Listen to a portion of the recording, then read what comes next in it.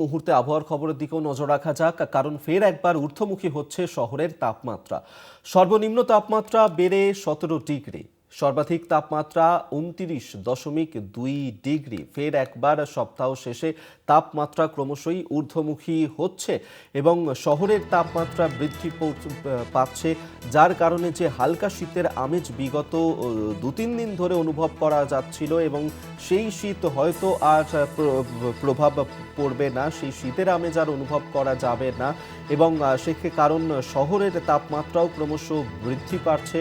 সর্বনিম্ন তাপমাত্রা বেড়ে 17 ডিগ্রি থেকে সর্বাধিক তাপমাত্রা 29.2 ডিগ্রি।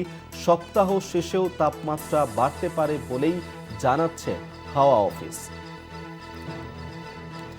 শাশ্বতী রায় আমাদের সঙ্গে টেলিফোনে রয়েছেন প্রতিনিধি। শাশ্বতী, বিগত 2 দিন ধরে একটা ঠান্ডা আমেজ তৈরি হয়েছিল, কিন্তু ফের একবার গরম অনুভূত হচ্ছে। হাওয়া অফিস কি জানাচ্ছে এই নিয়ে?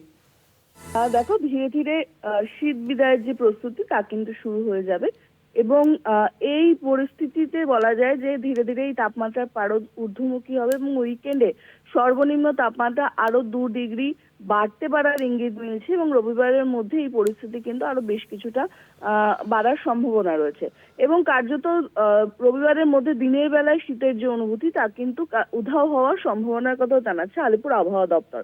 সেই অর্থে ঘন কুয়াশার সতর্কবার্তা নেই। উত্তরবঙ্গের সব জেলাতেই সকালের দিকে হালকা কুয়াশার দাপট ছিল এবং বিশেষত দার্জিলিং, জলপাইগুড়ি, কোচবিহার এবং উত্তর দিনাজপুরের ক্ষেত্রে কুয়াশার দেখা মিলেছে। দক্ষিণবঙ্গে হালকা কুয়াশা জারি এবং কলকাতা সহ বাকি জেলাগুলিতে খুব সকালের দিকেই শিশিরেরও দেখা মিলেছে বলে আলিপুর আবহাওয়া দপ্তর জানিয়েছে এবং সেক্ষেত্রে বলা যায় যে সকাল এবং রাতে এই হালকা শীতের আমেজ যেটা বজায় ছিল তা কিন্তু এবার ধীরে ধীরে কমবে এবং আজকে থেকেই তাপমাত্রার পারদ ঊর্ধ্বমুখী হয়েছে। আজকে শহর কলকাতার ক্ষেত্রে তাপমাত্রা বেশ কিছুটা বেড়ে দাঁড়িয়েছে 16.9 ডিগ্রি সেলসিয়াসে এবং সর্বোচ্চ তাপমাত্রাও দাঁড়িয়েছে 29.2 ডিগ্রিতে। সেক্ষেত্রে রাতের দিকে হালকা শীতের যে অনুভূতি তা বজায় থাকলেও দিনের বেলা কিন্তু গরম জনিত যে অস্বস্তি তা বজায় থাকবে বলে মনে করছে আলিপুর আবহাওয়া দপ্তর। তাই বলা যায় যে দীর্ঘ শীতের ইনিংস কাটিয়ে এবার কিন্তু তাপমাত্রা ঊর্ধ্বমুখী হওয়ার সম্ভাবনা প্রবলভাবে জারি রয়েছে। ধন্যবাদ শাশ্বতী তোমায়। শাশ্বতী রায় টেলিফোনে ছিলেন প্রতিনিধি।